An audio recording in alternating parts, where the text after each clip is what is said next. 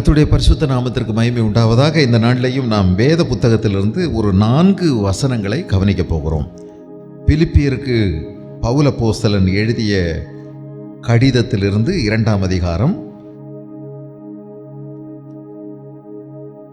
19, 20, 21, 22 ஆகிய வசனங்களை இந்த நாளிலே நாம்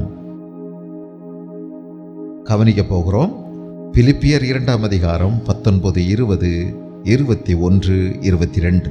அன்றியும் நானும் உங்கள் செய்திகளை அறிந்து மனத்தேறுதல் அடையும்படிக்கு சீக்கிரமாய் தீமோத்தேயுவை உங்களிடத்தில் அனுப்பலாம் என்று கர்த்தராகிய இயேசு கிறிஸ்துவுக்குள் நம்பியிருக்கிறேன். அதேனென்றால் உங்கள் காரியங்களை உண்மையாய் விசாரிக்கிறதற்கு என்னை போல மனதுள்ளவன் அவனே அன்றி வேறொருவனும் என்னிடத்தில் இல்லை. மற்றவர்கள் எல்லாரும் கிறிஸ்துவுக்குரியவைகளை தேடாமல் தங்களுக்குரியவைகளையே தேடுகிறார்கள். தகப்பனுக்கு பிள்ளை ஊழியம் செய்வது போல அவன் என்னுடனே கூட சுவிசேஷத்தின் நிமித்தம் ஊழியம் செய்தான் என்று அவனுடைய உத்தம குணத்தை அறிந்திருக்கிறீர்கள். இந்த 4 வசனங்களும் தீமோத்தேயுவை குறித்து சொல்லியிருக்கிறது. இந்த அதிகாரம் ஆரம்பிக்கும் போதே கிறிஸ்துவில் இருந்த சிந்தை நமக்கு இருக்க வேண்டும் என்று ஆரம்பிக்கிறார். கிறிஸ்துவின் சிந்தை. கிறிஸ்துவில் என்ன சிந்தை இருந்தது? கிறிஸ்து தமக்குரியதை தமக்குரியதாக அதை வைத்துக் கொள்ளாமல் நம்மை நினைத்தபடியினால், நம்முடைய ரட்சிப்புக்காக, நம்முடைய மீட்புக்காக தமக்குரியதை அவர் விட்டுவிட்டு இந்த பூமியிலே அடிமையின் ரூபம் எடுத்து மனுஷர் சாயலாக வந்து சிலுவையின் மரண பரியந்தம் தம்மை தாமே தாழ்த்தினார். இந்த கிறிஸ்துவின் சிந்தை நமக்குள்ளேயும் இருக்க வேண்டும். அவனவன் தனக்கானவைகளை அல்ல பிறருக்கானவைகளையும் நோக்குவானாக என்று சொன்னார். பிறருக்கானவைகளை நோக்க வேண்டும். எனக்கு எனக்கு எனக்குள்ளது, எனக்குரியது, எனக்கென்ன கிடைக்கும் என்பது அல்ல, மற்றவர்களுடைய நலனை நம்முடைய கவனத்திலே கொள்ள வேண்டும். இந்த சந்தோஷம் என்ற வார்த்தைக்கு ஆங்கிலத்திலே ஜாய் என்று பெயர். JOY. அதை என்ன சொல்லுகிறார்கள்? அந்த 3 எழுத்தையும், ஜே என்பது இயேசுவையும், ஓ என்பது மற்றவர்களையும், அதர்ஸ், ஒய் என்பது யுவர்ஸ், யுவர், உங்களையும் குறிக்கக்கூடியது. இயேசு முதலாவது, மற்றவர்கள் 2வது, எனக்கு என்பது 3வது, நமக்குரியது 3வது. இந்த அடுக்கில் வாழ்க்கையை நாம் அமைத்துக் கொள்வோமானால் சந்தோஷமாக இருக்கும் வாழ்க்கை. பவுல் பலமுறை சந்தோஷத்தை பற்றி எழுதுகிறார். அந்த சந்தோஷமே தன் ரகசியமே முதலாவது தேவன், 2வது மற்றவர்கள், 3வது தான் நான் என்ற அடுக்கை அழகாய் வைத்திருந்தபடியினால், வாழ்க்கையில் அமைத்து கொண்டபடியினால் சந்தோஷமாக இருந்தார். இதுதான் தாழ்மையின் சிந்தை. இந்த தாழ்மையின் சிந்தைக்கு அற்புதமான எடுத்துக்காட்டு, அல்டிமேட் எக்ஸாம்பிள் இயேசு கிறிஸ்துவை தவிர வேறு யாருமே இல்லை. அவருக்கு நிகர் அவர்தான். ஆக அவரையே மிக அழகான எடுத்துக்காட்டாக பயன்படுத்துகிறார். இந்த தாழ்மையின் சிந்தைக்கு இயேசுவே மிக பெரும் உதாரணம் என்று சொன்னார். இப்பொழுது அந்த தாழ்மையின் சிந்தை உள்ள ஒரு மனிதனை பற்றி சொல்லுகிறார். அவர்தான் தீமோத்தேயு. இவருக்கு அந்த தாழ்மையின் சிந்தை இருக்கிறது என்று சொல்லுகிறார். அன்றியும் நானும் உங்கள் செய்திகளை அறிந்து மனத்தேறுதல் அடையும்படிக்கு சீக்கிரமாய் தீமோத்தேயுவை உங்களிடத்தில் அனுப்பலாம் என்று கர்த்தராகிய இயேசு கிறிஸ்துவுக்குள் நம்பியிருக்கிறேன். இந்த கடிதத்தை எழுதின உடனே பிலிப்பி பட்டணத்திலிருந்து அவர்களுடைய முக்கியமான மூப்பர் ஒருவர் இங்கே பவுலை பார்க்க வந்திருக்கிறார். அவருடைய பெயர் எப்பாப்ராதீத்து. அவரிடமே இந்த கடிதத்தை கொடுத்து அனுப்ப போகிறார். இந்த கடிதத்தை எப்பாப்ராதீத்து கொண்டு போய் அந்த சபையில் வாசிப்பார்கள். வாசித்த பிறகு ஒருவேளை பக்கத்தில் இருக்கக்கூடிய சபைக்கு கொடுப்பார்கள். பல முறை வாசிப்பார்கள். வாசிப்பதினால் ஏற்பட போகிற தாக்கம் என்ன, பாதிப்பு என்ன, மக்களிடத்தில் ஏற்படக்கூடிய சபைக்குள்ளே மாற்றம் என்ன என்று அறிந்து கொள்வதற்கு சில மாதங்கள் கழித்து தீமோத்தேயுவை அனுப்ப போகிறார். ஆக இந்த கடிதம் வாசித்த உடனே அவர்களுக்கு தெரியும், சில காலத்துக்குள்ளே இனி தீமோத்தேயு வரப்போகிறார். காரணம் கடிதத்தில் எழுதப்பட்டிருக்கிறது, நான் தீமோத்தேயுவை இன்னும் கொஞ்ச நாளில் அனுப்பலாம், உங்களுடைய காரியங்களை அறிய, சபைக்குள்ளே என்ன மாற்றம், திருப்பம், என்ன மேம்பாடு ஏற்பட்டிருக்கிறது என்பதை அறிவதற்கு நான் தீமோத்தேயுவை அனுப்பலாம் என்று கர்த்தராகிய இயேசு கிறிஸ்துவுக்குள் நம்பியிருக்கிறேன். அவன் போய் கொண்டு வரக்கூடிய அந்த நற்செய்தியினால் நான் மன ஆறுதல், உங்களுக்குள்ளே ஏற்பட்டிருக்கிற மாற்றம், திருப்பம், முன்னேற்றம் இவைகளை அறிந்து நான் மகிழ்ச்சி அடைவதற்கு அது வசதியாக இருக்கும் என்றார். ஏன் தீமோத்தேயு, ஏன் வேற யாராவது இல்லையா? ஏன் தீமோத்தேயுவை தான் அனுப்பணுமா? அதுக்கு அவர் ஒரு காரணம் சொல்றார். அது ஏனென்றால் 20வது வசனம், எதற்காக நான் தீமோத்தேயுவை அனுப்புகிறேன் என்றால், உங்கள் காரியங்களை உண்மையாய் விசாரிக்கிறதற்கு என்னை போல மனதுள்ளவன் அவனே அன்றி வேறொருவனும் என்னிடத்தில் இல்லை அப்படின்னு சொல்றார். இப்போ கூட தங்கியிருக்கிற எப்பாப்ராதீத்துவை பற்றி சொல்லலை, நல்லா கவனிங்க. இவரோட வந்திருக்கக்கூடிய பயணத்தில் வழித்துணையாக வந்திருக்கக்கூடிய ஒரு கூட்டம் விசுவாசிகளை பற்றி சொல்லலை. இவங்க இப்பவுமே போயிடுவாங்க. ஆனால் சிலர் இவரோட கூட இருக்கிறாங்க, அவங்கள பற்றி தான் சொல்றார். அந்த சிலர் யார்? அந்த சிலர்ல இந்த தீமோத்தேயு மட்டும் விசேஷித்தவன். அவங்க யாரப்போ? 1வது அதிகாரத்தில் உங்களுக்கு தெரியும். இந்த 1வது அதிகாரத்தில் படிக்கும்போது அவர் ரோமாபுரியில், ரோம் பட்டணத்தில் இருக்கிறார். உலகின் தலைநகர் அன்றைக்கு, பவுலுடைய நாட்களில் உலகின் தலைநகரே ரோம் பட்டணம் தான். அங்கதான் அந்த மகா சக்கரவர்த்தியானவர் அங்கே இருக்கிறார். ரோமர்களுடைய வல்லரசு, அதனுடைய சக்கரவர்த்தி அங்கே இருக்கிறார். பவுல் வீட்டு காவலில் சிறைச்சாலையில் அடைப்பட்டிருக்கிறார். வீட்டு காவல் தான், ஆனால் கைதியாக இருக்கிறார். 2 ஆண்டுகள் இருந்ததாக சொல்லப்படுகிறது. ஆனால் இவருக்கு பல உரிமைகள் வழங்கப்பட்டிருக்கிறது. பலரும் வரலாம், போகலாம், பார்க்கலாம், ஆகாரம் கொண்டு வரலாம், இவர் சாப்பிடலாம், அவங்க கூட உட்காந்து பேசலாம், எதையும் படிக்கலாம், பார்க்கலாம். இது போன்ற உரிமைகள். சில நாட்கள் அவரோடு கூட தங்க வேண்டும் என்றால் தங்கிக் கொள்ளலாம். இந்த உரிமைகள் எல்லாம் வழங்கப்பட்டிருக்கிறது. பவுலை மிகவும் கண்ணியமாய் நடத்துவதற்கு கட்டளை கொடுக்கப்பட்டிருக்கிறது. காரணம் என்ன? இவர் ரோம போர் சேவகர்களில் அநேகரை பாதுகாத்தார். இந்த கப்பலில் வரும்போது பெரிய கப்பல் சேதம் ஏற்பட்ட போதும் இவர் தான் சொன்னார், யாரும் சாப்பிடாம உயிருக்கு பயந்து கிளி பிடிச்சு போயிருக்கும் போது பவுல் மாத்திரம் எடுத்து ஆகாரத்தை எடுத்து சாப்பிட்டு எல்லாரையும் பார்த்து சொன்னார், நீங்க எல்லாம் சாப்பிட்டு பலனடைங்க, ஒருவருடைய உயிர் கூட போகாது. கப்பல் தான் சேதமாகுமே இல்லாம ஒருவருடைய உயிருக்கும் சேதம் வராது, திடமாயிருங்கள் என்று சொன்னார். அப்படிதான் இவங்க போய் தப்பி மெலித்தா தீவுக்கு போனாங்க. இந்த நன்றி உணர்வு அவர்களுக்கு இருக்கிறது. இந்த நடந்த சம்பவத்தை எல்லாம் நினைத்து பவுலுக்கு அநேக விதமான ஒரு கண்ணியம் அவர்கள் காத்து நல்ல விடுதலையும் கொடுத்து, ஆனால் வீட்டு காவலிலே வைக்கப்பட்டிருக்கிறார். என்றைக்கு சக்கரவர்த்தி சொல்லுகிறாரோ அன்றைக்கு இவர் அவரை சந்திக்க வேண்டும். இப்போ இந்த ரோமாபுரியில் இருக்கக்கூடிய பவுல் 3 ஆண்டுகளுக்கு முன்பதாக ஒரு கடிதத்தை ரோமர்களுக்கு எழுதியிருந்தார். அதான் ரோமருக்கு எழுதின நிருபம். ரோமருக்கு எழுதின நிருபம் எழுதி 3 ஆண்டுகளுக்கு பிறகு இப்போ கைதியாக போயிருக்கிறார். பிரசங்கியாரா போகல, பிரிசனரா போயிருக்கிறார். எத்தனையோ நேரம் பிரசங்கியாரா தான் போகணும்னு நினைச்சார். ஆனா இப்பொழுது கைதியாக அங்கே போயிருக்கிறார். இந்த பவுலை அவர்கள் இதற்கு முன்பு கண்டதே இல்லை. பவுலும் அந்த சபையை பார்த்ததே இல்லை, கேள்விப்பட்டதுதான். எத்தனையோ முறை பார்க்க வேண்டும் என்று ஆசைப்பட்டார், சந்தர்ப்பம் வாய்க்கவில்லை. அப்பொழுதெல்லாம் போக முடியல. இப்ப ஃப்ரீ ட்ரிப்பு, இவரை அரசாங்க கைதியாக கொண்டு போயிருக்கிறார்கள். இப்போ ரோமாபுரியில் உள்ள அநேக இடங்களில் கூடுகின்ற சபையார், கிறிஸ்தவர்கள் பவுலை வந்து பார்த்து செல்லுகிறார்கள். இவர் தான் இந்த கடிதத்தை எழுதினாரா, இவர் தான் அந்த ஊழியக்காரரா, பார்த்து செல்லுகிறார்கள். அநேகர் பல்வேறு விதமான உதவிகளை செய்கிறார்கள். வந்து இவருடைய செய்தியை கேட்டு போகிறார்கள்.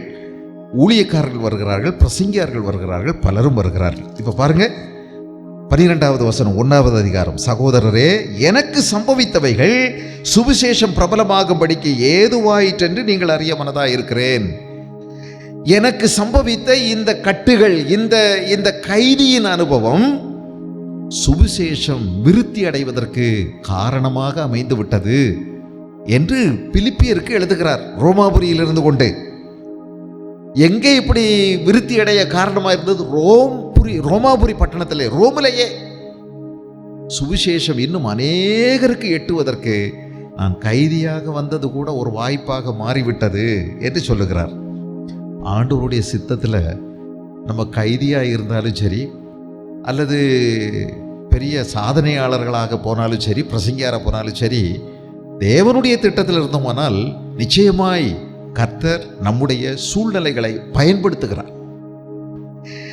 அரண்மனை எங்கும் உள்ளவர்களுக்கும், எங்க உள்ள அரண்மனை? சக்கரவர்த்தி இருக்கக்கூடிய அரண்மனை, ராயனுடைய அரண்மனை எங்கும் உள்ளவர்களுக்கும் மற்ற யாவருக்கும் என் கட்டுகள் கிறிஸ்துவுக்குள்ளான கட்டுகள் என்று வெளியரங்கமாகி, இவர் தீமை செஞ்சு வரல, களவாண்டு வரல, அல்லது கொலை செஞ்சிட்டு வரல. இது கிறிஸ்துவுக்குள்ளான கட்டு. இது இயேசு கிறிஸ்துவை எடுத்து கூறினபடினால் இவர் கைது செய்யப்பட்டிருக்கிறார் என்பதை அநேகர் அறிந்து கொள்வதற்கு வாய்ப்பாக இருந்தது. ஆகவே கிறிஸ்தவர்களில் அநேகர், சகோதரரில் அநேகர் என் கட்டுகளாலே கர்த்தருக்குள் திடன் கொண்டு பயமில்லாமல் திருவசனத்தை சொல்லும்படி அதிகமாய் துணிந்திருக்கிறார்கள். அப்போ நிறைய பேர் வந்து பார்த்துட்டு போகிறாங்க, பவுலை சந்திக்கிறாங்க, பவுலுடைய பிரசங்கங்களை கேட்குறாங்க, அவர் கூட நல்ல பழக்க வழக்கங்களை வைத்து கொண்டார்கள். பவுலுடைய உற்சாகமான வார்த்தைகள், பவுலினுடைய ஊக்கம் கொடுக்கக்கூடிய வார்த்தைகள் அநேகரை திடப்படுத்துகிறது. சாதாரண விசுவாசிகள் மட்டுமல்ல, கிறிஸ்தவர்கள் மட்டுமல்ல, பிரசங்கியார்களும் வர்றாங்க. பாருங்க, அடுத்து 15வது வசனத்தில், சிலர் பொறாமையினாலும் விரோதத்தினாலும் சிலர் நல்மனதினாலும் கிறிஸ்துவை பிரசங்கிக்கிறார்கள். பிரசங்கியார்கள் வந்திருக்காங்க. பவுல் இந்த மாதிரி வந்திருக்கிறாரு. இவர் பிரபலமானவர், நிறைய கடிதங்கள் எழுதியிருக்கிறாரு, நிறைய வெளிப்பாடுகள் இருக்குது அவருக்கு. செத்தவனெல்லாம் உயிரோடு எழுப்பினவர் இவரை வச்சு தான் பெரிய கலகம் உண்டாயிருக்கு. இந்த வந்திருக்கார். அதனால நிறைய பிரசங்கியார்களும் இருக்கிறார்கள். அவர்களில் சிலர் பொறாமையினால பிரசங்கிக்கிறார்கள், சிலர் விரோதத்தினால பிரசங்கிக்கிறார்கள். கிறிஸ்துவை தான் பிரசங்கிக்கிறாங்க. சிலர் நல்மனதோடு கூட கிறிஸ்துவை பிரசங்கிக்கிறார்கள். சிலர் என் கட்டுகளோட உபத்திரவத்தையும் கூட்ட நினைத்து சுத்த மனதோட கிறிஸ்துவை அறியாமல் விரோதத்தினாலே அறிவிக்கிறார்கள். இதெல்லாம் ரோமாபுரியில் உள்ள சுற்றி வட்டாரங்களில் நடக்குது. அப்போ நிறைய பேர் அவரோட கூட இருக்கிறாங்க. அதனால தான் சொன்னார், என் கூட நிறைய பேர் இருக்காங்க. ஆனால் ஏன் நான் தீமோத்தேயுவை அனுப்புகிறேன் அப்படின்னா, உங்கள் காரியங்களை உண்மையாய் விசாரிக்கிறதற்கு என்னை போல மனதுள்ளவன் அவனே அன்றி வேறொருவனும் என்னிடத்தில் இல்லை. அப்போ மற்றவங்க, அடுத்த வசனத்தில் சொல்றார், மற்றவர்கள் எல்லாரும் கிறிஸ்துவுக்குரியவைகளை தேடாமல் தங்களுக்குரியவைகளையே தேடுகிறார்கள். தங்களுடைய புகழ், தங்களுடைய பெருமை, தங்களுடைய விளம்பரம், தங்களுடைய வசதி, தங்களுடைய சுகம், இவைகளையே முன்னிறுத்துகிறார்கள். ஆனால் இவனோ கிறிஸ்துவுக்குரியவைகளை தேடுகிறான். கிறிஸ்துவுக்குரியவைகளை தேடுகிறவன். மற்றவர்கள் எல்லாரும் கிறிஸ்துவுக்குரியவைகளை தேடாமல் தங்களுக்குரியவைகளை தேடுகிறார்கள். பிழைப்புக்காக ஊழியம் செய்கிறாங்க, பணத்துக்காக ஊழியம் செய்கிறாங்க, புகழுக்காக ஊழியம் செய்கிறாங்க, அது பொறாமையினால கூட ஊழியம் செய்கிறாங்க, போட்டிக்காக ஊழியம் செய்கிறாங்க, பிரபலத்துக்காக ஊழியம் செய்கிறாங்க. ஆனால் கிறிஸ்துவுக்குரியவைகளை அவர்கள் தேடவில்லை, தங்களுக்குரியவைகளையே தேடுகிறார்கள். தீமோத்தேயு இவர்களிலிருந்து மாறுபட்ட மனிதன், மாறுபட்டவன்.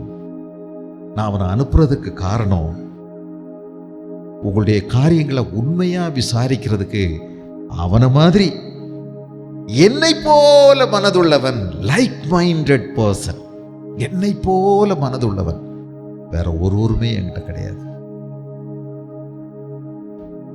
தீமோத்தேயு யாருங்க? தீமோத்தேயு லீஸ்திரா அப்படின்னு சொல்லக்கூடிய பட்டணத்தை சேர்ந்தவர். இந்த லீஸ்திராங்கிற பட்டணம் இன்னைக்கு துருக்கி அப்படிங்கிற நாட்டில் இருக்கு. இன்னைக்கு உள்ள துருக்கியில் அந்த பட்டணம் இருக்கு. யூதர்கள் எல்லா இடமும் சிதறி போய் இருந்தாங்க. இந்தியாவில் கூட யூதர்கள் இன்னைக்கும் இருக்கிறாங்க. அது மாதிரி நிறைய இடங்கள்ல இருக்காங்க. துருக்கியில் அவங்க பாட்டி, அவங்க அம்மா, அவங்க தான் இருந்தாங்க. அவங்க அப்பா ஒருவேளை அங்கே உள்ளவராக இருக்கலாம். தீமோத்தேயுனுடைய அம்மா யூத ஸ்திரீ. ஆனா அப்பா ஒரு கிரேக்கன், யூதன் கிடையாது.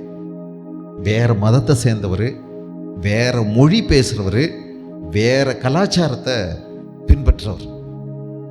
ஆனா அம்மா யூத ஸ்திரீ, ஒரே தெய்வத்தை வழிபடுகிறவர்கள், யெகோவா தேவனை.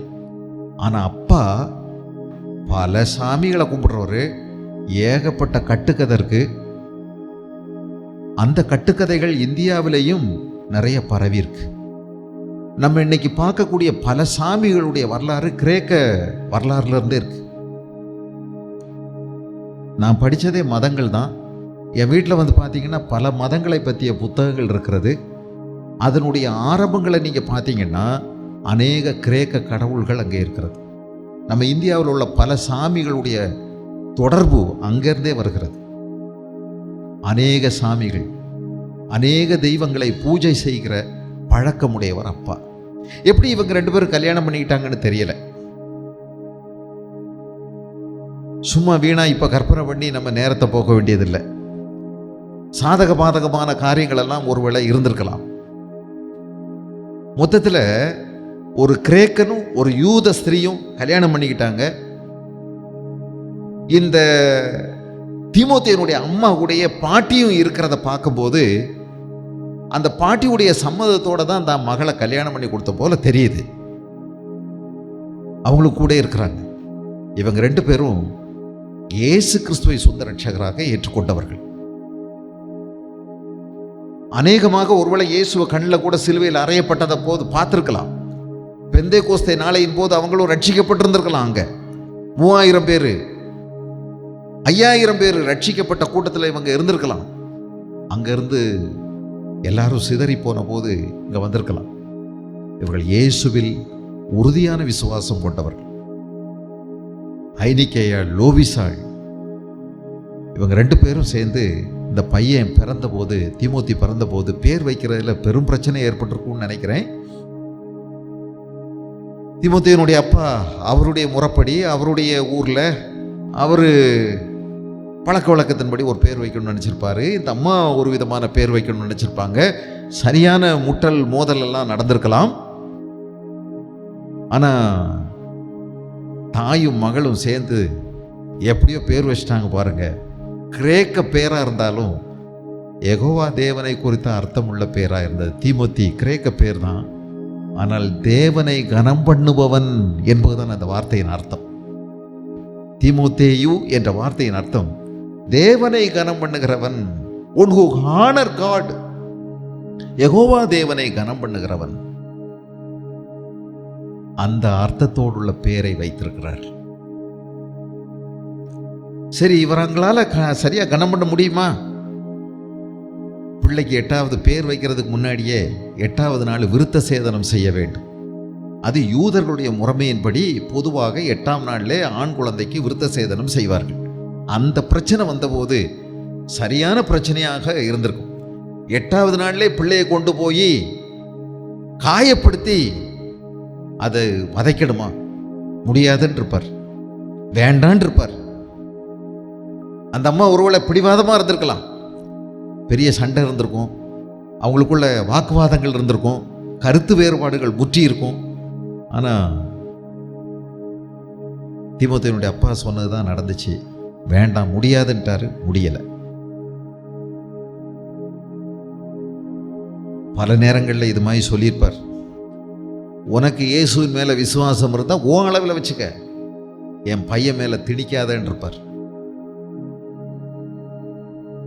அப்படி இருந்தாலும் அந்த அம்மா பாத்ரூம்லையாவது கொண்டு போய் வச்சு வேத வசனத்தை சொல்லி கொடுத்துருப்பாங்கன்னு நான் நம்புகிறேன். ஏன்னா பவுல் பிந்தின நாட்களில் சொல்கிறார், உன் பாட்டிக்குள்ளே இருந்த விசுவாசம், உங்க அம்மாக்குள்ள இருந்தது, உன் அம்மாக்குள்ள இருந்த விசுவாசம் உனக்குள்ள இப்போ வந்திருக்கு. தலைமுறைக்கு கடத்தி விட்டார்கள், தலைமுறைக்கு கர்த்தரை கொடுத்து விட்டார்கள். எவ்வளவு முக்கியம் பாருங்க நம்ம பிள்ளைகளுக்கு ஆண்டவரை பற்றி சொல்றது. கூட உட்கார்ந்து எத்தனை பேர் சீரியல் பார்த்துக்கிட்டு இருக்கிறாங்க. படி படி படின்னு அந்த படின்னு சொன்னா தான் பிள்ளைகளுக்கு இப்போ கோபமே வருது. அதை விட நல்லது நீங்க கூட உட்கார்ந்து வேத புத்தகத்தை படிங்க, நீங்களும் படிங்க, சேர்ந்து படிப்போம்.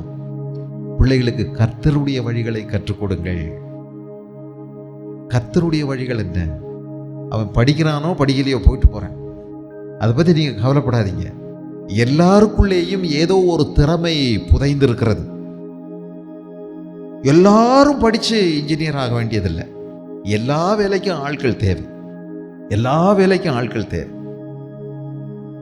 நம்ம தப்பு தப்பா பிள்ளைகளை படிக்க வச்சு கடைசியில் அவங்க வேற ஏதோ செய்ய போறாங்க. நமக்கு ஒரு ஆசை இப்படியெல்லாம் படிக்க வச்சிடணும்னு, ஆனா அவங்க செய்வதற்குரிய வேலைக்கு அவங்க போயிடுவாங்க சில நேரங்கள். நம்ம அது மேல ரொம்ப கவனம் செலுத்தாதீங்க. அவளுடைய ஆத்துமா ஈடேற வேண்டும். ஜீவனுள்ள தேவனுடைய வார்த்தையை அவங்களுக்கு கொடுங்கள். தீமோத்தேயுனுடைய தாயை போல சிறு வயதிலேயே அதை அவர்களுக்குள்ளே புகுத்தி விடுங்கள். தேவனை குறித்த அறிவை அவர்களுக்கு கொடுங்கள். இந்த உலகத்தில் தேவனை குறித்த அறிவுதான் எல்லா அறிவிலும் சிறந்த அறிவு. கணக்கு படிக்கிறது, விஞ்ஞானம் படிக்கிறது, அக்கௌண்டன்சி படிக்கிறது, எக்கனாமிக்ஸ் படிக்கிறது, இதை விட எல்லாம் சிறந்த அறிவு தேவனை பற்றிய அறிவு. பரிசுத்தரின் அறிவே அறிவு. அந்த அறிவை கொடுங்கள். மற்றதெல்லாம் அவங்க படிச்சா படிக்கட்டும், படிக்கலைன்னா பரவாயில்லை. ஆண்டவர் இன்னொரு திறமையை அவங்களுக்கு கொடுத்துருப்பாரு, அதில் அவங்க முன்னேறிட்டு இருப்பாங்க. எல்லாரும் இந்த பூமியில உபயோகம் உள்ளவர்களே. அவனுக்கு ஒருவேளை அங்கீனங்கள் இருந்தா கூட அழகா சொல்லியிருக்கிறாரு, மாற்றுத்திறனாளிகள் அவங்களுக்கு இன்னொரு திறமை இருக்கு, நல்ல பேர். பாராட்டக்கூடியவர்களை பாராட்டித்தானே ஆகணும். மாற்றுத்திறனாளிகள் அங்கீனம் உள்ளவர்கள் அல்ல, அவர்களுக்கு இன்னொரு திறமை இருக்கிறது. ஆகவே நாம் அதை குறித்து கவலைப்பட வேண்டியதில்லை. கர்த்தருடைய அறிவை அவர்களுக்கு கொடுப்போம். நீ என் வேதத்தை மறந்தாய், ஆகவே நான் உன் பிள்ளைகளை மறப்பேன் என்று சொல்லுகிறார். என் ஜனங்கள் அறிவில்லாமையினால் சங்காரமாகிறார்கள். அறிவு, தேவனை குறித்த அறிவில்லாமையினால் சங்காரமாகிறார்கள், அதமாகிறார்கள். கோணலும் தாறுமாறுமான மாறுபாடுமான சந்ததி, தாறுமாறாய் நடக்கிற சந்ததி. நம்முடைய பிள்ளைகளுக்கு சரியான சத்தியத்தை அவர்களுக்கு கற்றுக் கொடுக்க வேண்டும். கர்த்தருடைய வழியை அவர்களுக்கு கற்றுக் கொடுக்க வேண்டும். இதைத்தான் அவர்கள் செய்தார்கள். இப்படிப்பட்ட நாளில் பாருங்க, இந்த வீட்டுக்கு ஒருவேளை இந்த லோபிசாலோ அல்லது ஐனிக்கையாலோ பவுலோடு ஏதோ ஒரு தொடர்பு இருக்கிறது. லீஸ்திராவுக்கு பவுல் வந்தாரு, இவங்க வீட்டுக்கே வந்துட்டார். அம்மா வழியில சொந்தமானு எனக்கு தெரியல, ஆனா இவங்க வீட்டுக்கு வந்தார். இவர்கள் கர்த்தரை கனம் பண்ணுகிறவர்கள். இவருடைய வீட்டுக்கு பவுல் வந்தார். இந்த சின்ன பையனை கூப்பிட்டாரு, வாலிப பையன், இளம் வாலிபன். அவனை கூப்பிட்டு தட்டி கொடுத்தாரு. நல்லா கேட்டார், ஒரு கேள்வி நச்சுன்னு கேட்டாரு. தம்பி, நீ ரட்சிக்கப்பட்டிருக்கிறாயான்னு கேட்டார். இது நல்ல கேள்வி இல்லை, நிறைய பேர் பிடிக்காது. நீ ரட்சிக்கப்பட்டிருக்கிறியாப்பா அப்படின்னா என்னங்க அங்கள் சொல்லித்தரேன் கேள். நல்லா சொல்லி கொடுத்தார். அவன் அன்றைக்கே மண்டியிட்டு ஆண்டவராக இயேசு கிறிஸ்துவை சொந்த ரட்சகராக ஏற்றுக்கொண்டான். காக்கா உட்கார்ந்த உடனே பணம்பழம் விழுந்த மாதிரி பவுல் கையில் அற்புதமாக விழுந்துட்டான். ஆனால் இத்தனை நாளும் இந்த ரட்சிப்பின் ஆண்டவர் வருவதற்கு வழியை ஆயத்தம் செய்த பாட்டியும் அம்மாவும் செய்ததெல்லாம் வீணா இல்லை. அவங்க இத்தனை ஆண்டுகளும் வழியை ஆயத்தம் செய்திருக்கிறார்கள். கர்த்தருக்கு வழியை ஆயத்தம் செய்யுங்கள். அவர் வருவார். அவர் ரட்சிப்பின் ரதத்திலே வருவார். அவர் தமது ஜனங்களை ரட்சிப்பார். உங்க பையனுக்காக ரட்சிப்புக்கான வழியை ஆயத்தம் செய்யுங்கள். உங்கள் பிள்ளைகளுக்காக அதை செய்யுங்கள். ஒரே நாள்ல எல்லாம் முடிஞ்சிரும்னு சொல்ல முடியாது. ஆனா ஒரு நாள் முடிஞ்சிரும். ஒரு நாள் ரட்சிப்பின் நாள் வரும். கர்த்தருடைய ரட்சிப்பு சமீபிக்கும். அவருடைய நீதி விளங்கும். நீங்கள் பட்ட பாடு வீணாய் போகாது. உங்களுக்கும் சமபங்கை கர்த்தர் கொடுப்பார். ஆகவே நாம் கவனமா இருக்கலாம். பவுலுக்கு ரொம்ப சந்தோஷம். பவுலோடு கூட ஊழியத்துக்கு அனுப்புறதுக்கு இந்த பையனை, வாலிப பையனை அம்மா சம்மதிச்சிட்டாங்க, பாட்டி சம்மதிச்சிட்டாங்க. அப்பா இருந்தாரா இல்லையான்னு தெரியல, இருந்தா சம்மதிச்சிட்டார். இருந்தால் சம்மதித்து விட்டார். இந்த வாலிப பையனை இவன் உட்கார்ந்து எங்களுக்கு ஆக்கி போடணும், உழைச்சி போடணும், எங்களை காப்பாற்றணும், அதெல்லாம் இல்லைங்க. பிள்ளைகள் கர்த்தர் கொடுத்த லோன், கடன், அவர் கேட்கும்போது திருப்பி கொடுத்தாகணும். அவர்கிட்ட கொடுத்துடணும். அவர் கேட்கும்போது நல்ல பாடம் நம்ம கற்றுக்கொள்ளுகிறோம். அந்நாள் ஆண்டவரே, நீர் எனக்கு ஒரு ஆண் குழந்தையை கொடுப்பீரானால் அதை நான் திரும்ப உமக்கே கொடுத்து விடுவேன். எவ்வளவு இருதயத்தை அடக்கி அவளுடைய உணர்வுகளை எல்லாம் கட்டுப்படுத்தி கர்த்தருடைய கையில பால்குடி மறந்த ஒரு குழந்தைய பையனை கொடுக்கறதுன்னா பாருங்களேன். அவன் நேரத்துக்கு நேரம் எப்படிங்க சாப்பிடுவான், எப்படி குளிப்பானோ, துணி மாத்திக்கிடுவானோ இல்லையோ, யாரா கவனிப்பாங்களோ இல்லையோ, என்ன ஆகுமோ என் பிள்ளைக்கு, என் பிள்ளை இல்லை, கர்த்தருடைய பிள்ளை தீமோத்தேயு கொடுத்துட்டான். இந்த தீமோத்தேயு பவுலுடைய சாகும் நாள் வரைக்கும் கூடயே இருந்தார். 2வது மிஷனரி பயணத்தில் கூட்டிட்டு போயிட்டாருங்க. பிலிப்பி பட்டணத்தில் பவுலையும் சீலாவையும் பிடித்து அடித்து சிறைச்சாலையில் வைக்கும் போது அங்கே தீமோத்தேயு இருந்தாரு. ஏன் அவரை விட்டுட்டாங்கன்னு எனக்கு தெரியல. பாவம், இந்த வாலிபன் அரண்டு போய் நின்றுப்பாருன்னு நினைக்கிறேன். புது அனுபவம் இல்லை. இவங்க தான் நாங்க தாங்க சொன்னோம் அப்படின்னு தைரியமா நிற்கக்கூடியவங்க அவங்க 2 பேரு. அவங்க 2 பேரை பிடிச்சிட்டாங்க. இவங்களை விட்டாங்க போல இருக்கு. இல்லை, அன்னைக்கு ஒரு ஜெப கூட்டத்தை நீ நடத்து, நாங்கள் போய் ஜெபம் பண்ணிட்டு வர்றோம் அப்படின்னு பவுல் சொன்னாரான்னு எனக்கு தெரியல. ஆனா அவர் கூட இருக்கிறார் பிலிப்பி பட்டணத்தில். இந்த சபை பிறக்கும் போது தீமோத்தேயு அவரோடு கூட இருக்கிறார்.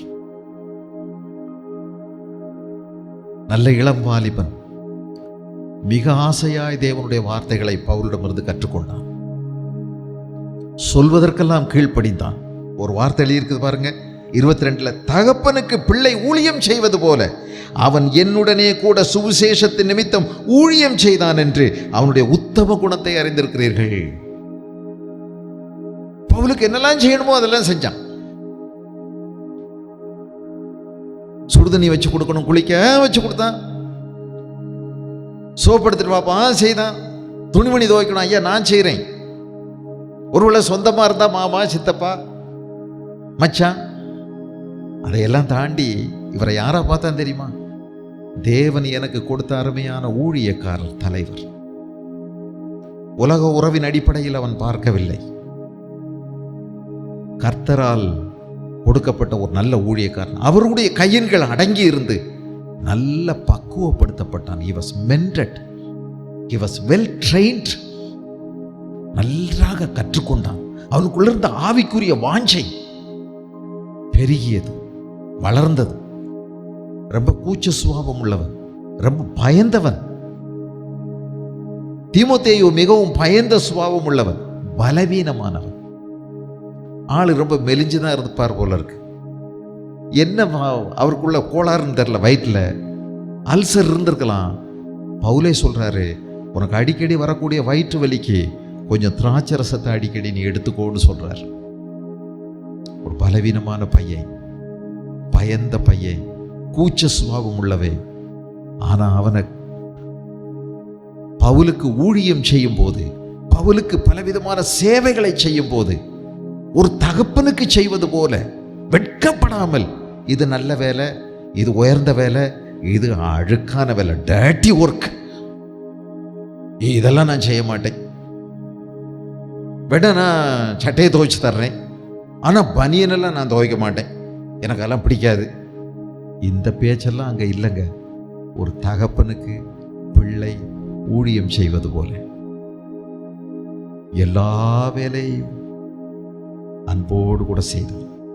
பவுல் சொல்லாமலே குறிப்பறிந்து எல்லாவற்றையும் நிறைவேற்றினான். பவுலுக்கு குடும்பம் இல்லை, மனைவி இல்லை, பெற்ற பிள்ளைகள் இல்லை. ஆனால் அந்த குறையை அற்புதமாய் நிறைவேற்றினான்.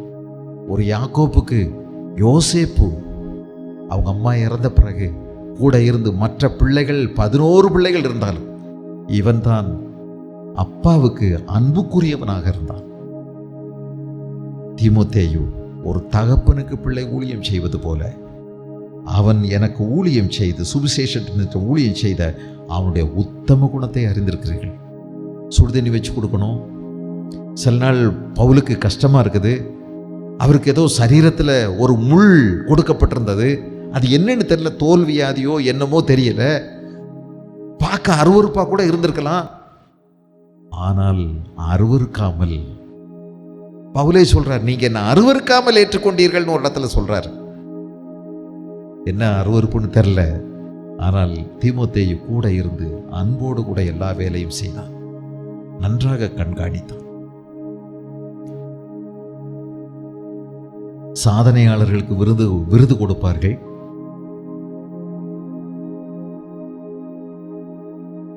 இவர் வீரதீர செயல் செய்தவர், இவர் இதிலே அபாரமாக செயல்பட்டு வெற்றியை தேடி தந்தார், வெற்றியாளர், வீரமானவர் அப்படின்னு எல்லாம் சொல்லி உலகம் பாராட்ட நினைக்கும் போது ஆண்டவர் எப்படி பாராட்டுவார் தெரியுமா? உண்மையும் உத்தவம் உள்ள ஊழியக்காரனே, கொஞ்சத்தில் நீ உண்மையாயிருந்தாய், உன்னை அநேகத்தின் மேல் அதிகாரியாக வைப்பேன். உண்மை உள்ள ஊழியக்காரன் இங்க எழுதியிருப்பாருங்க. அவனுடைய உத்தமம் அதை நீங்கள் அறிந்திருக்கிறீர்கள். உத்தமத்தை அறிந்திருக்கிறீர்கள். பவுலுடைய அன்பின் கைகளால் உருவாக்கப்பட்டவன், அவருடைய வார்த்தைகளினால் அழகாய் வணையப்பட்டவன். அவருடைய அன்பு தொடுதல் அவனை உருமாற்றம் செய்திருக்கிறது. இன்னைக்கு அவன் எப்படி மாறி இருக்கிறான்? உத்தமன், ஒரே சிந்தை உள்ளவன், தெய்வ சிந்தை உள்ளவன். அவன்கிட்ட வேற சிந்தை இல்லை. மற்றவர்கள் எல்லாரும் தங்களுக்குரியவைகளை தேடும் போது இவனோ கிறிஸ்துவுக்குரியவைகளை தேடக்கூடிய உத்தமன். கிறிஸ்துவுக்குரியவைகளை தேடக்கூடிய உத்தமன். இந்த உயர்ந்த லக்கு, உயர்ந்த லட்சியம், உயர்ந்தவைகளை தேட பவுலிடமிருந்து அழகாய் கற்றுக்கொண்டார். ஆத்மார்த்தமான ஒரு நண்பர், ஆத்மார்த்தமான நண்பர். உங்களுடைய காரியங்களை உண்மையாய் விசாரிக்கிறதற்கு என்னை போல மனதுள்ளவன், என்னை போல மனதுள்ளவன், அவனை அன்றி வேறொருவனும் என்னிடத்தில் இல்லை. பவுலுடைய வாழ்நாள் முழுவதும் ஒரு ஆத்மார்த்தமான பிராண நண்பராக உண்மையுள்ள அன்பை செலுத்தினான். மிகவும் நன்றி கடன் பட்டிருந்தான்.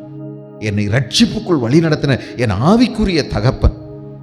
பவுல் பல இடங்களிலே என் உத்தம குமாரனாகிய தீமோத்தேயுவே என்று சொல்லுகிறார். என் குமாரனாகிய தீமோத்தேயு பல இடங்களில் சொல்லுகிறார்.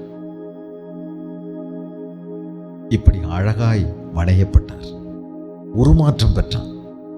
பயந்தவன், கோழை, கூச்ச சுபாவம் உள்ளவன், பலவீனமானவன், ஏகப்பட்ட காரியங்களை சொல்லி சொல்லி என்னால் முடியாதுங்க, இதெல்லாம் நான் செய்ய முடியாது அப்படின்னு சொல்லியிருக்கலாம்.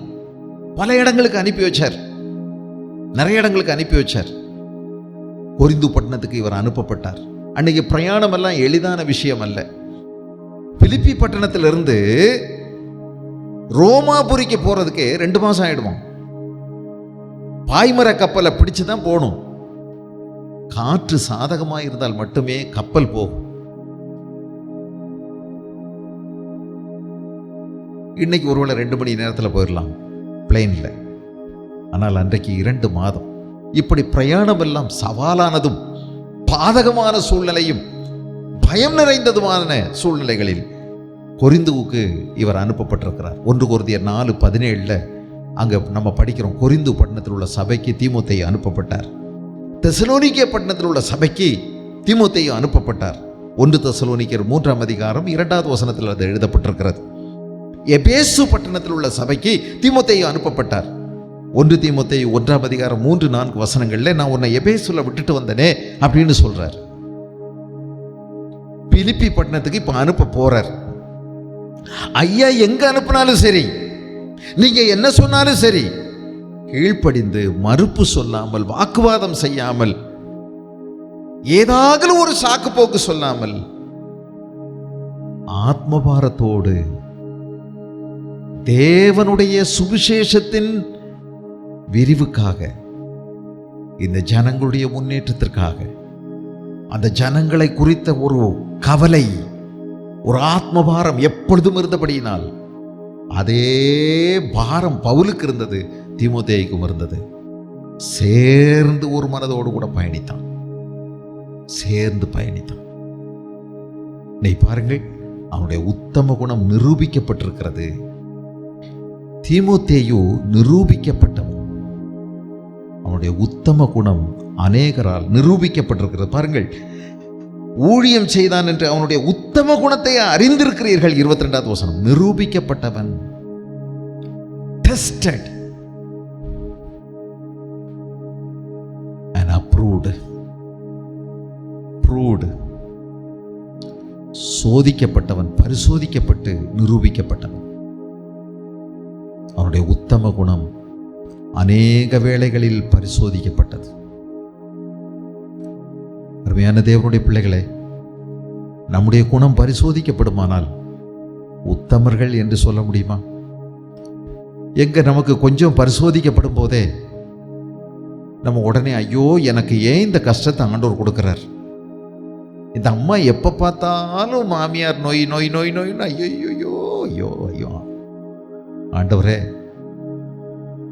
யாருக்கோ சாக்காடு வருது, இந்த அம்மாவுக்கு வரமாட்டேங்குது அப்படின்னு நினைக்கிறோமே. நம்முடைய உத்தம குணம் எப்போ பரிசோதிக்கப்படுவது? நம்முடைய குணம் பரிசோதிக்கப்பட வேண்டும். என்னுடைய குணம் பரிசோதிக்கப்பட வேண்டும். எனக்கு தாழ்மை இருக்கா இல்லையா? பரிசோதிக்கப்படணும். எனக்கு பொறுமை இருக்கா இல்லையா? பரிசோதிக்கப்படணும். யோபனுடைய பொறுமை பரிசோதிப்புக்கு உள்ளானது. பாஸ் ஆயிட்டார்.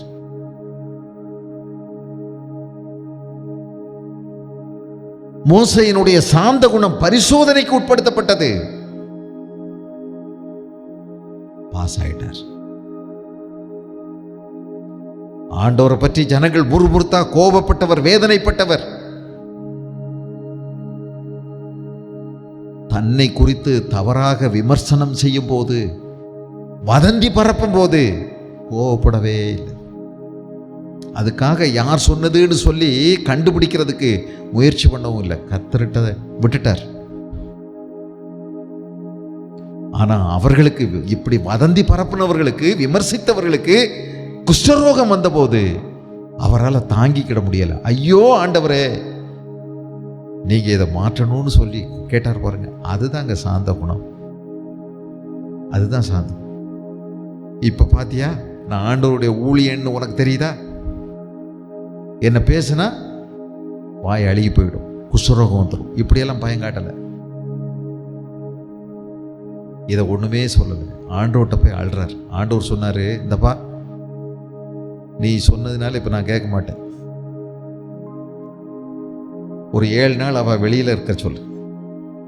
நீ கேட்டதுனால ஒரு 7 நாள், இல்லைன்னா சாப்டரே க்ளோஸ் பண்ணியிருப்பேன். ஆனா இன்னும் ஃபைல் இருக்கட்டும். ஆனா ஒரு 7 நாளைக்கு எவ்வளவு வெளியே இருக்க சொல்லு. பாருங்க, சாந்த குணம். தனக்கு விரோதமாய் மக்கள் பேசும்போது ஒண்ணுமே பதில் பேசல. யார் என்னை இப்படி கெடுத்து பேசுனது அப்படின்னு சொல்லி சண்டைக்கு போல நம்ம விட்டுருவோமா? நம்மளை பத்தி யாராவது பக்கத்து வீட்டில் சொன்னா பெரும் சண்டை போட்டுற மாட்டோம். எங்கெல்லாம் கேட்கும்னு நினைக்கிறீங்க? நம்ம நிக்கிற இடத்துல இருந்து போடுற சத்தத்துல எல்லாரும் வந்துருவாங்க. யோசேப்பனுடைய பரிசுத்தம் பரிசோதிக்கப்பட்டது. வெற்றி கண்டார், ஜெயிச்சிட்டார். அவருடைய உத்தம குணம் வெளிப்பட்டது. நாளாயிடுச்சு. ஆனாலும் ஆபிரகாமுடைய விசுவாசம் பரிசோதனைக்கு உட்படுத்தப்பட்டது. அவர் விசுவாசத்தில் வல்லவனானார். விசுவாசிகளின் தகப்பனாக மாறினார். நம்முடைய குணம் பரிசோதிக்கப்படும், பரிசோதனைக்கு உட்படுத்தப்படும். உத்தமர்களாக விளங்குவோமா? நம்பிக்கைக்குரியவர்களாக மாறுவோமா? நிறைய இடத்துக்கு அனுப்புனாருங்க. இவனை தனியாக அனுப்புனா ஊர் ரொம்ப எழுதிட்டு வந்துடுவான் அப்படிங்கிற பயம் கொஞ்சம் கூட பவுலுக்கு கிடையாது.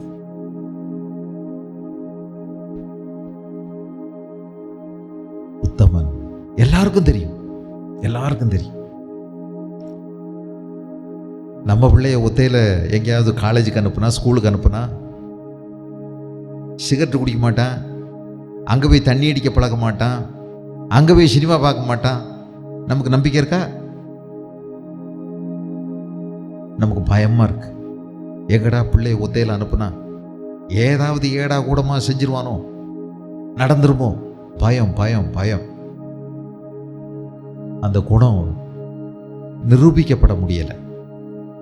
ஆனால் இவனை நிரூபிச்சிட்டான். இவர் நிரூபிச்சிட்டார். எங்கெல்லாமோ அனுப்பினார், எங்கெல்லாமோ அனுப்பியாச்சு. பண விஷயமா இருக்கட்டும், உறவு விஷயங்களா இருக்கட்டும், கொடுக்கல் வாங்கல் விஷயமா இருக்கட்டும், பேச்சுவார்த்தைகளா இருக்கட்டும், போதிக்கிற விஷயங்களா இருக்கட்டும், எல்லா இடத்திலேயும் நம்பிக்கைக்கு உகந்தவாறு நடந்து கொண்டான். கர்த்தருடைய பார்வையின் கீழ் நடந்து கொண்டான். பவுலையா இருந்தாரோ இல்லையோ, அவர் தூரத்தில் இருந்தாரோ பக்கத்தில் இருந்தாரோ, ஒன்று போல். He was always living under the supervision of God. தேவனுடைய பார்வையின் கீழ், கண்காணிப்பின் கீழ் நடந்து கொண்டான். ஆகவே அவனுடைய உத்தம குணம் நிரூபிக்கப்பட்டிருக்கிறது. நிரூபிக்கப்பட்டிருக்கிறது. இன்னைக்கு நம்மை ஆண்டவர் நம்ப முடியுமா? பண விஷயத்தில் நம்ப முடியுமா? உறவு விஷயங்களில் நம்ப முடியுமா? வார்த்தைகளில் நம்ப முடியுமா? கொடுக்கல் வாங்கல் விஷயங்களில் நம்ப முடியுமா? யோசித்து பாருங்க. நம்முடைய வேலைகளில் நம்மளை ஆண்டவர் நம்ப முடியுமா? நம்முடைய எல்லாம் பரிசோதிச்சு உத்தம குணம் இவனில் இருக்குது, உண்மையும் உத்தமமான ஊழியக்காரனே அப்படின்னு சொல்லிட முடியுமா? Can God trust us? ஆண்டவர் என்னை நம்ப முடியுமா? மனிதர்கள் என்னை நம்ப முடியுமா?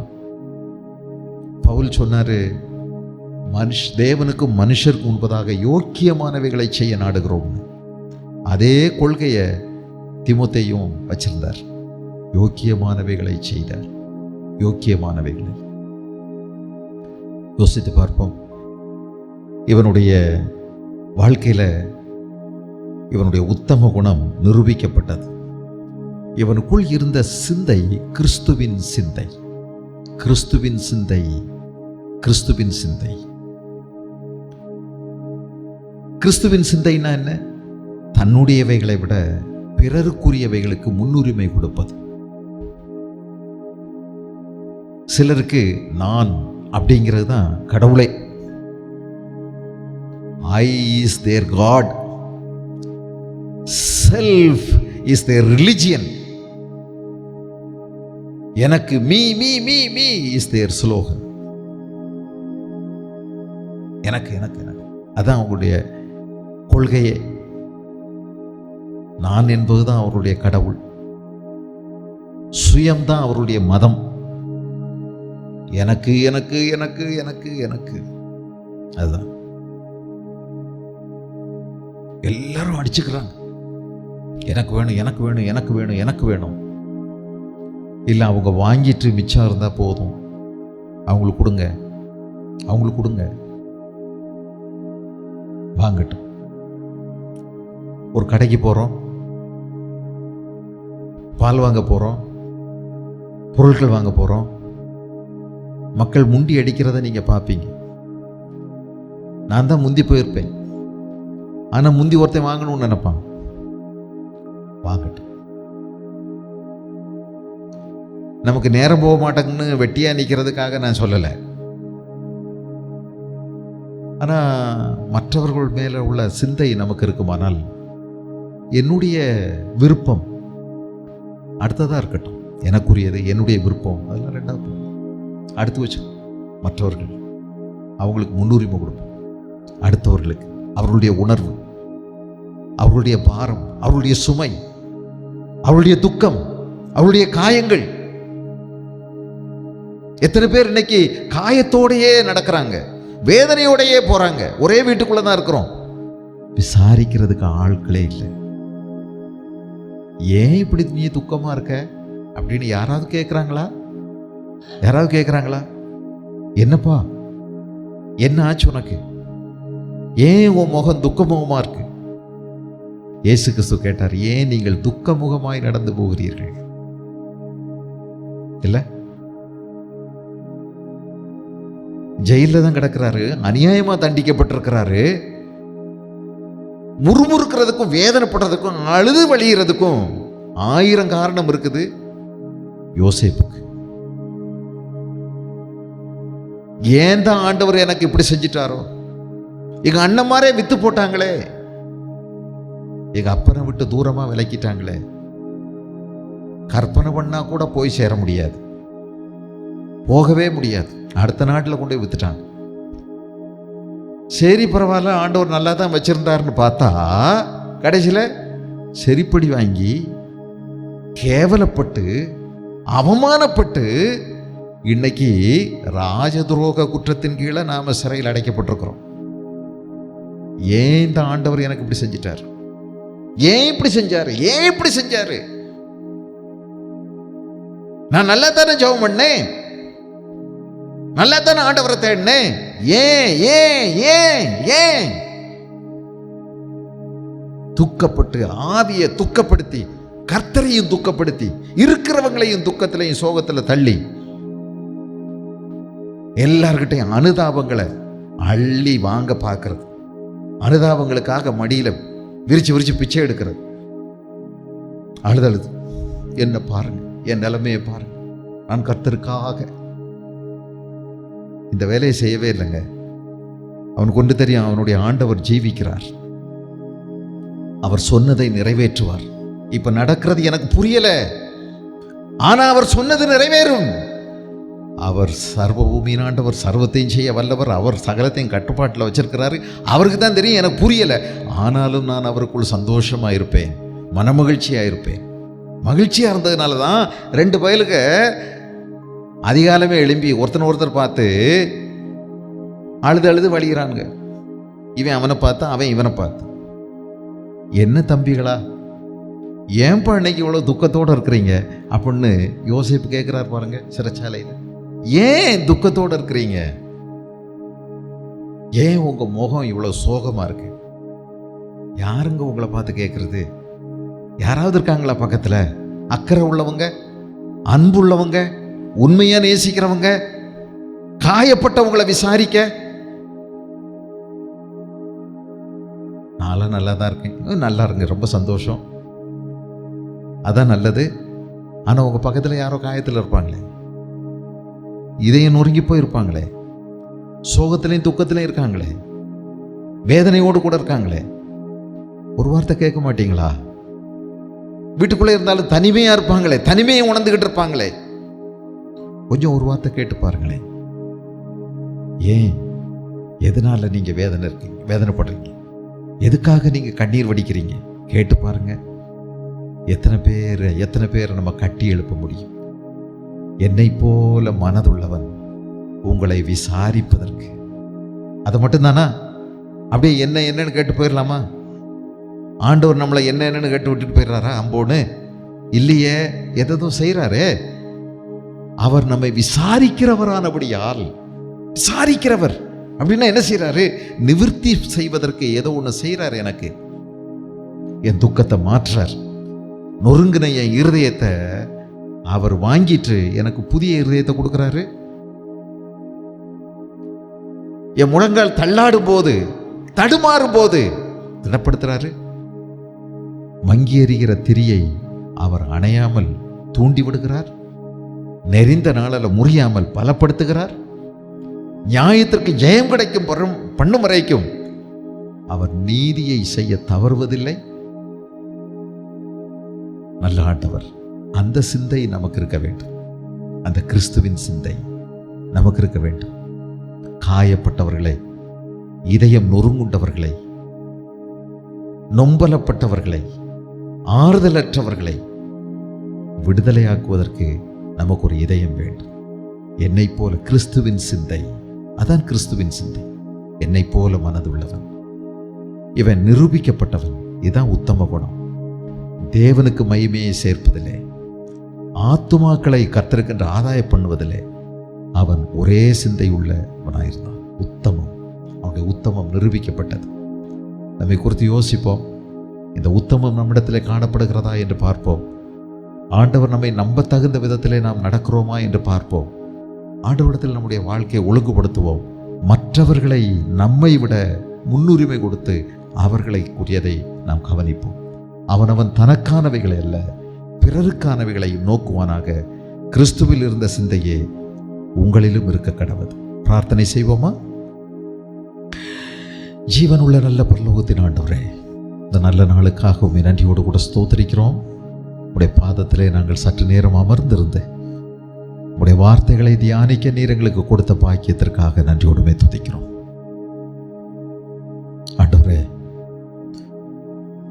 இளம் வயதாயிருந்தும் சூழ்நிலைகளை எல்லாம் காரணம் சொல்லி தன்னுடைய வாய்ப்புகளை வீணடிக்காமல் அற்புதமாய் வளர்ந்து உருமாற்றம் பெற்று அவருடைய உத்தம குணம் நிரூபிக்கப்படும் அளவுக்கு உயர்ந்த தீமோத்தேயுவை போல எங்களுடைய வாழ்விலும் நாங்கள் பரிசுத்த ஆவியின் பலத்தினால் உருமாற்றமடைய எங்களுக்கு உதவி செய்யும். எங்களை சுற்றி ஏராளமான மக்கள் பல்வேறு விதமான தேவையோடு இருக்கும்போது அவர்களை குறித்த அக்கறையும் அன்பும் எங்களுக்கு தார். ஒரு மாயமற்ற அன்பை நாங்கள் வெளிப்படுத்த உதவி செய்யும். எத்தனையோ பேர் உள்ளுக்குள்ளே வெளியிலே சிரித்தாலும் உள்ளுக்குள்ளே அழுது கொண்டே இருக்கிறவர்கள் அநேகர் உண்டே. எங்களுடைய சூழ்நிலைகளையே நாங்கள் எண்ணி எண்ணி எண்ணி எண்ணி சுயநலம் உள்ளவர்களாய் வாழாமல் பிறர் நலம் பேணுகிறவர்களாக எங்களை மாற்றும். உடைய பிள்ளைகளுக்காய் ஜெபிக்கிறோம். உடைய பிள்ளைகளை கர்த்தர் உற்சாகப்படுத்தும், திடப்படுத்தும், சோர்ந்து போனவர்களை பலப்படுத்தும். எல்லா விதத்திலும் துயரத்தோடு இருக்கிறவர்களை ஆறுதல் படுத்தும். கட்டுகளை அவிழ்த்தரலும், கண்ணீரை துடைத்தரலும், விடுதலையை தேவன் தார். உடைய கரம் உடைய பிள்ளைகளோடு கூட இருக்கட்டும். நன்மையினால் அவருடைய வாயை திருப்தியாக்கும். தேவைகள் அனைத்தையும் சந்தியும். சமாதானத்தை அருளிச்சும் உடைய கரம் கூட இருந்து அவர்களை நித்தியமாய் நடத்துவீராக. எங்கள் ஆண்டவரும் இரட்சகரும் ஆகிய இயேசு கிறிஸ்துவின் நல்ல நாமத்திலே வேண்டிக் கொள்கிறோம் எங்கள் அருமை பிதாவே, ஆமென். கர்த்தர் உங்களை ஆசீர்வதித்து உங்களை காக்க கடவர். கர்த்தர் தம்முடைய முகத்தை உங்கள் மீது பிரகாசிக்க பண்ணி கிருபையாயிருக்க கடவர். கர்த்தர் தம்முடைய முகத்தை உங்கள் மீது பிரசன்னமாக்கி இப்பொழுதும் எப்பொழுதும் சமாதானம் அருளி உங்களை ஆசீர்வதித்து நடத்துவாராக, ஆமென். சேர்ந்து சொல்வோம். கர்த்தரை நான் எக்காலத்திலும் ஸ்தோத்திரிப்பேன். அவர் துதி எப்போதும் என் வாயில் இருக்கும். கர்த்தருக்குள் என் ஆத்மா மேன்மை பாராட்டும். சிறுமைப்பட்டவர்கள் அதை கேட்டு மகிழ்வார்கள்.